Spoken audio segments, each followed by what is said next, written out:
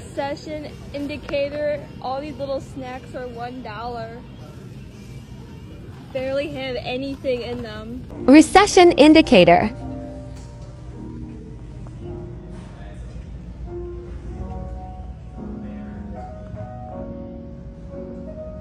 Do you think that we will have a crash or not?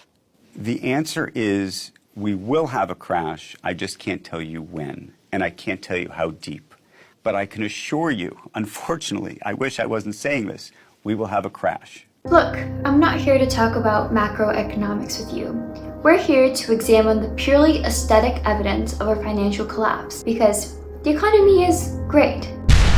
I'm just saying that the real recession indicators are the small, expensive objects we buy instead of actual stability. Everything from the Labubu dolls and the Dubai chocolate all the way down to the chaos that we see on TikTok Shop, we may actually be seeing the early indicators of a serious recession, and I'm going to explain how these trends are all connected. We're starting with the bizarre purchase frenzy over the aesthetic. I have this theory that Labubu is a recession indicator, and there are actually economic evidence that supports this theory, because there is this principle of economics called the lipstick effect, which is this idea that in a recession, when people can't afford to buy nice luxury things, they start to feel anxious and they want to buy something to comfort them, but they don't have the money. So maybe instead of buying that big, nice $500 purse, they buy something cute and small to put on the purse or go in the purse. Does that sound familiar? It's called the lipstick effect because they first noticed this with lipstick. Every time there was a dip in the GDP, they saw a percentage increase in sales of lipstick. Like, they were directly correlated. Economists have also tested this with things like coffee, jewelry, watches, and it makes sense. Like, you see those memes on the internet of like, when the world is ending, but I bought my $7 latte, right? Like, it does actually resonate and make us feel that way. We have this desire to purchase things to feel some sense of ownership and security, when in actuality, we don't have that at all. Since owning a house is now largely conceptual, we instead invest in the most over-engineered and aestheticized junk available, like the $50 Stanley Cup.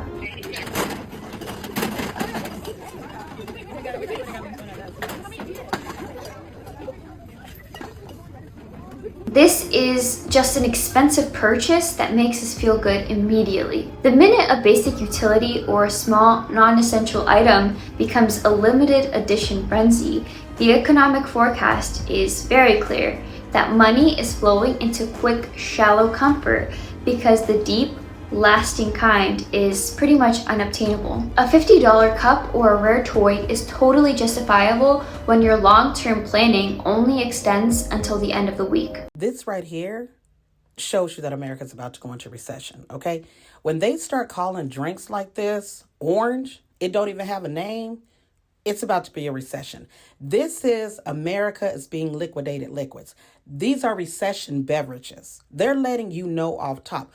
Go on and get your recession beverage so you can tell your kids, we ain't got Coca-Cola at home. We have kind of flavored water and it's named orange or red at home.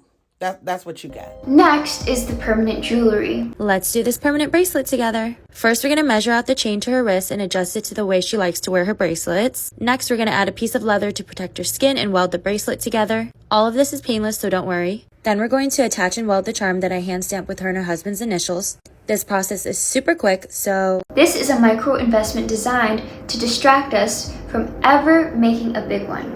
Think about the commitment. You won't commit to a 30-year lease, but you will permanently weld a tiny gold chain to your wrist. Focus on permanence here is remarkable. It offers the cheapest available sensation of stability when literally nothing else in the economy does. And should you require its removal for a medical scan, the ease with which it's clipped off simply confirms the stability was always an illusion. Moving on, we have the tiny home.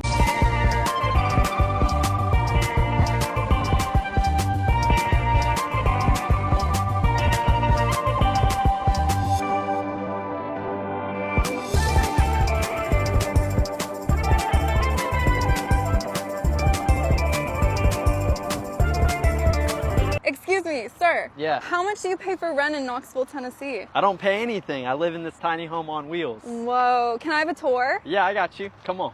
Did you build this thing? Yeah, I recently just built it, and I started traveling, and now I'm on the road full time, living and traveling in this. This thing charges everything in the camper. It's got my refrigerator, my lights, charges everything, and it usually lasts me about a week on a full charge. I got a countertop for extra space. I got a spice rack, and then moving over to the left side, this is like my kitchen area. So down below I have my air fryer oven, and I basically use this for cooking anything I want, and it's so convenient for having on the road. This is housing failure expertly rebranded as aspirational minimalist living. Let us be clear, this is not a choice. It's an economic inevitability because you are paying significantly more per square foot for a house you can't even finance with a standard mortgage. The true insult is that you usually actually have to get a higher interest loan or a higher personal loan for this less than 400 square foot structure. Walmart is now selling tiny homes for under $10,000. Now, seeing as housing affordability is completely ludicrous, if every young person decided to buy a $10,000 tiny home instead of a $500,000 home, I wonder what that would do to the price of homes.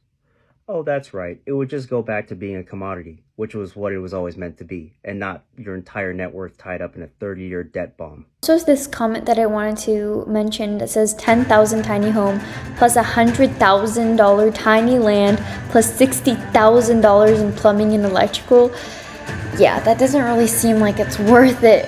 The caveats are there. And it can actually be more expensive than an actual house. And it's the perfect example of sacrificing all of your space for maximal financial inconvenience. And finally, the ultimate emotional displacement and recession indicator is the pet accessory index. Okay, so I thought it'd be a fun idea if I showed you guys my designer pet accessories collection, and I'll introduce my dogs at the end.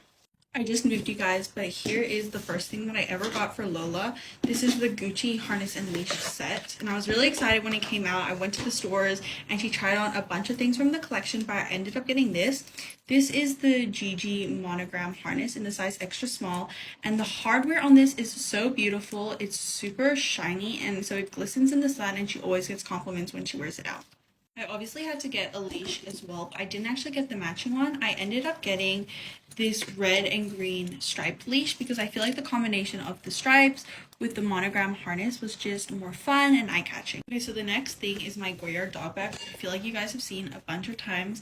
It's basically a St. Louis, but it has like this little cutout for the dog's head to stick out of, and it also comes with a base, so it is a little bit more structured and comfortable for your dog to sit in, and I always get so many compliments when I take my dogs out in this bag. Next up, we have this gorgeous Valentino set that I got for Lola's 2nd birthday. The thing that sold me about this one was the absolutely beautiful color.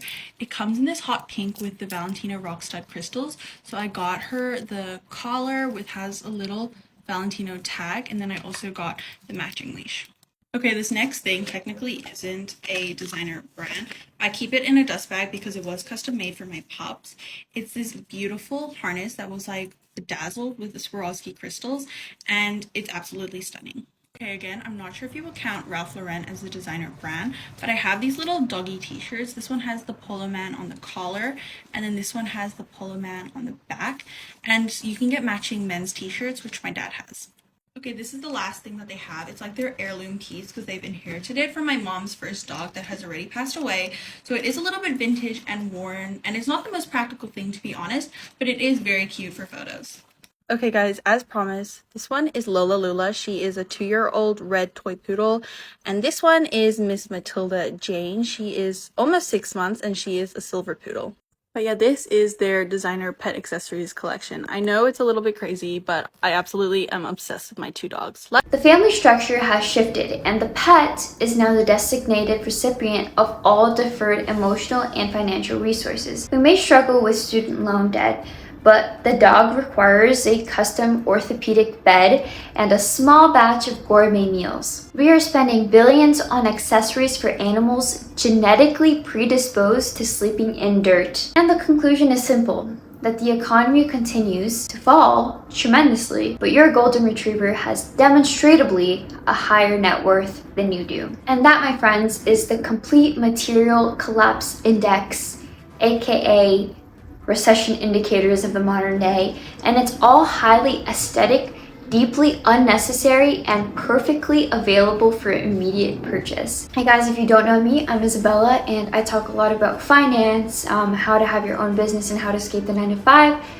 And I hope you really enjoyed this video. Hopefully I'll make a part 2 on recession indicators. I hope you liked this video, and if you do, subscribe below so you can get more like this and leave a like. And until next time, bye!